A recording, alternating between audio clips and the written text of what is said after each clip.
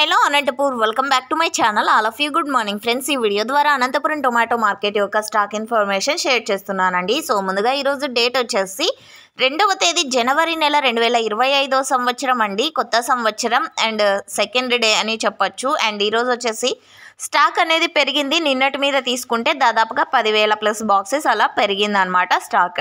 And ఈరోజు total టమాటా stock 56,000 plus boxes వచ్చిందండి. 56,000 plus boxes.